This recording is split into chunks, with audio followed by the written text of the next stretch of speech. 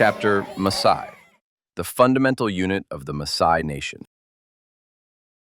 The basic unit of the Maasai Nation is one Maasai man or one Maasai woman. A typical Maasai has a physique that is as if some giant grabbed him by the legs and head and stretched him slightly upwards. He is slender and tall for the local conditions.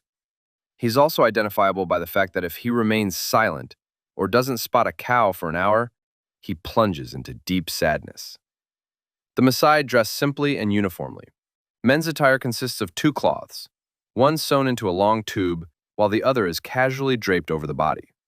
Women typically wear one-piece dresses made of purple synthetic material, all in the same cut, color, and, as I observed, likely the same size. An integral part of a Maasai's outfit is their weaponry, which they strap on in the morning and carry throughout the day.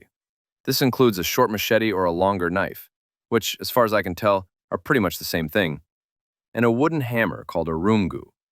These weapons are incredibly practical when a Maasai is wandering around the house. They can be used to knock anything within reach off the table. The Maasai uniform also features shoes made from old tires. In many photos, they're wearing yellow or white sandals. However, those are ceremonial footwear reserved for special occasions. Since most pictures are taken at such events, the Maasai are often seen wearing different sandals than the ones made from tires.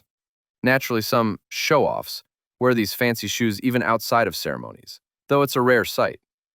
Maasai men's clothing is usually red, but I've seen designs in blue and green too, from plain hues to giraffe motifs.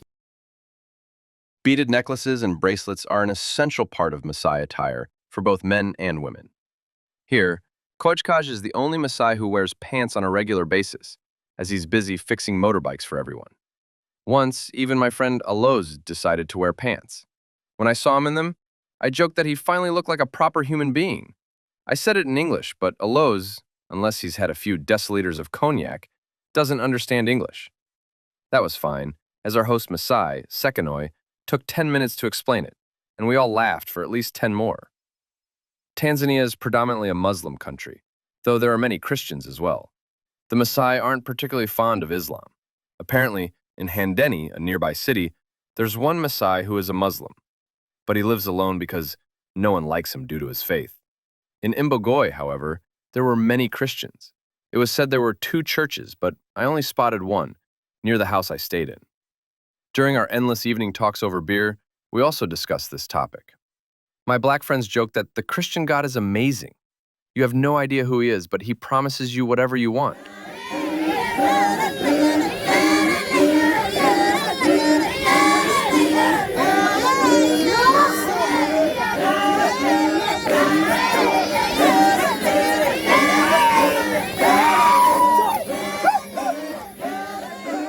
The Maasai have their own beliefs. They believe that the sun is the father and the moon is the mother. They believe in the evil eye, but no supernatural abstract religion has reached them yet. It's kind of entertaining.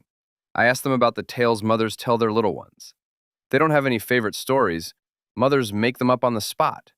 The tales are based on things they can imagine, like a goat meeting a leopard. There are no flying horses or other fantastical creatures. This leads to weaker abstract thinking among the Maasai. They struggle with math because numbers are inherently abstract. They can calculate that if one beer costs 1,000 shillings and another beer also costs 1,000 shillings, together they cost 2,000 shillings. But the question of what 1,000 plus 1,000 equals is an unsolvable puzzle for them.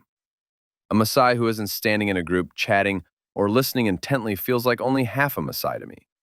It's as if he's suddenly 30 centimeters shorter and 10 kilos lighter. I believe that just as breatharians are set to survive on air, Maasai live off constant conversation. They can spend a week, 10 hours each day, discussing problems we'd consider simple.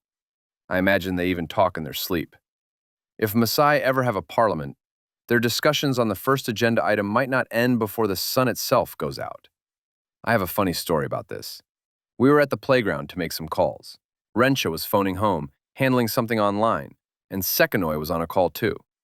After about 30 minutes, Sekanoi finished his call, came over to me, and noticed that Rensha was still talking. He asked me, "What on earth do women talk about for that long?" I couldn't help myself and asked what he had been talking about and with whom. He revealed that he'd called some relatives in a Maasai who had just returned from Kenya. So I asked him to share a story. What did he do there? How did he come back? Just anything. To be honest, I don't know. We didn't have time for that, Sekonoi replied. I almost forgot about the indispensable part of a Maasai's life, the staff called Moody. For every Maasai, it's practically a third leg, and no, I don't mean that in any suggestive way. It's more like a loyal companion, akin to a dog. A Moody is something the Maasai always have close at hand. I'm even convinced they sleep with them, although I've never seen a Maasai sleep directly in a boma. I imagine them placing their Moody next to them at night, then arranging the other Moody belonging to family members.